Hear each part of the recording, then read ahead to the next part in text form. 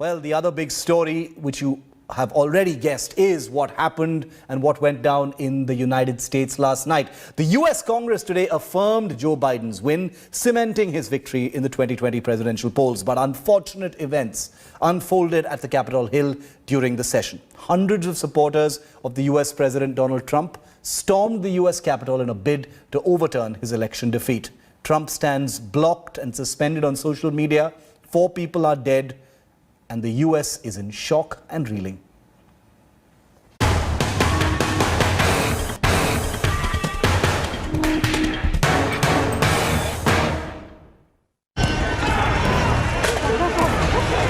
Gunshots, tear gas, deaths, vandalism, broken glass, arrests.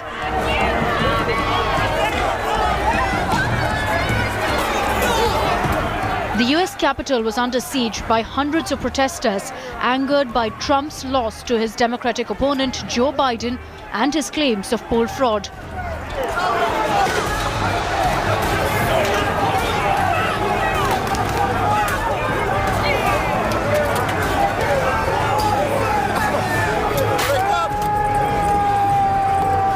Video showed what sounded like gunshots as one woman was shot and killed near a staircase.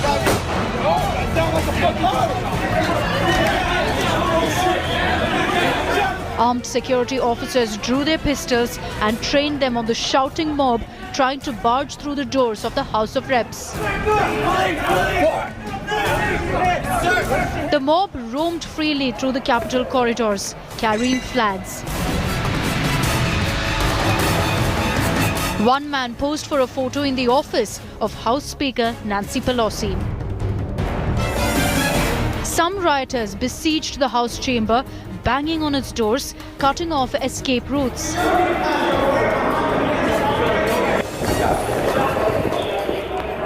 The kind of attack that we saw on the US Capitol building today was last seen in 1812. Let that sink in. 1812 by the British Army when they burned it.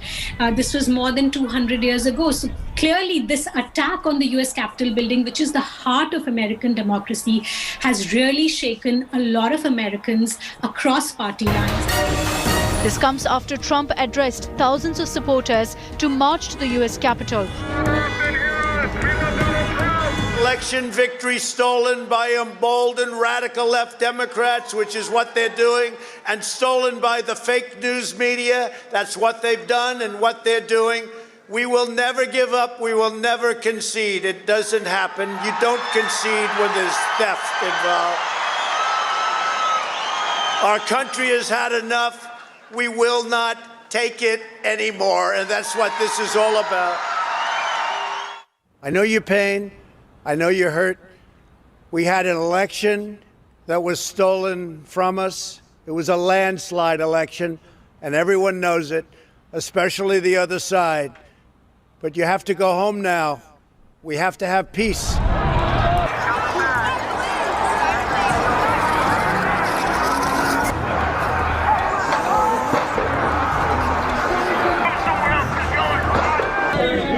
The events paralyzed Congress as it went through the final steps of ratifying the victory of President-elect Joe Biden.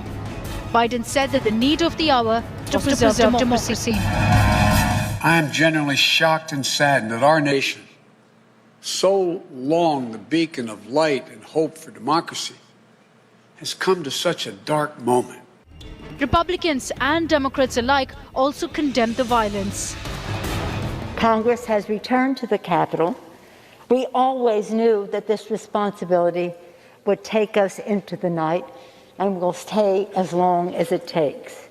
Our purpose will be accomplished. To those who wreaked havoc in our Capitol today, you did not win. Violence never wins.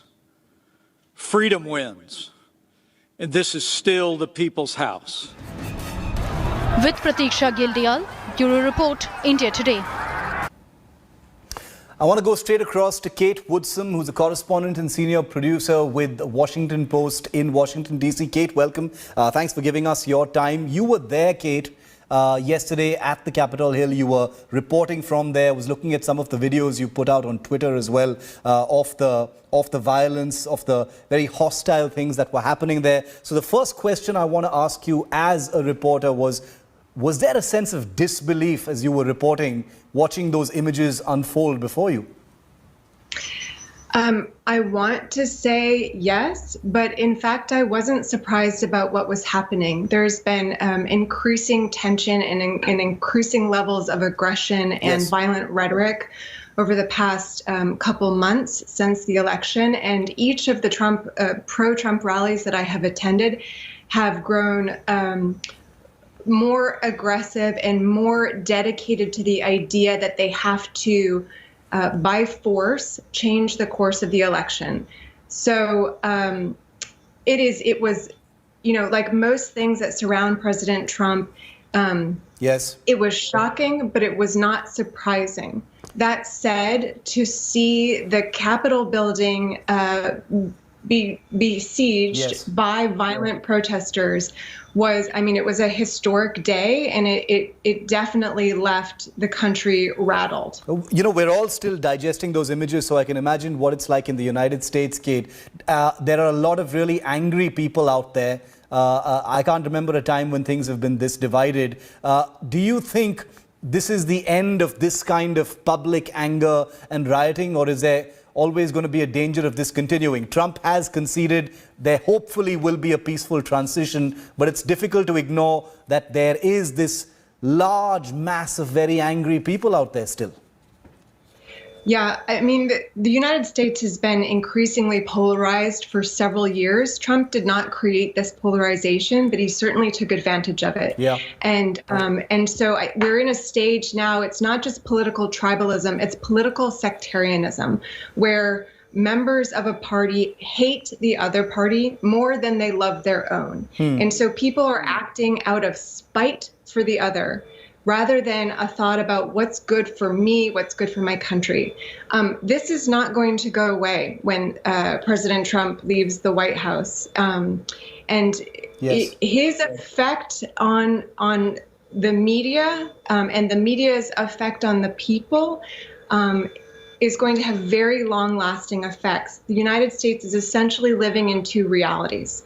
And what took place on January 6th, yesterday at the Capitol, opened up a third reality where you have half of the country that believes that the election was free and fair, half of the country that believes it was rigged and stolen from President Trump, and then you have this other fringe group that believes that the violence that took place at the Capitol was justified. Very quickly, final question, Kate. What next for Trump? You know, he's conceded the transition will take place. He's been blocked on all social media, which is amazing. But what next for he himself? It's a good question. He is facing investigations in the Southern District of New York for various allegedly criminal activities. He also is in a tremendous amount of debt.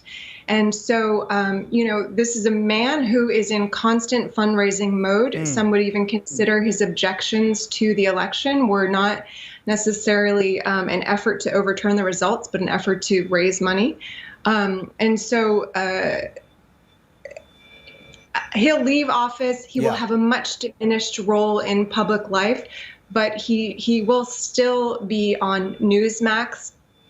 You know, Fox News has reported more legitimate news than it used to, but I still bet he'll be on Fox News.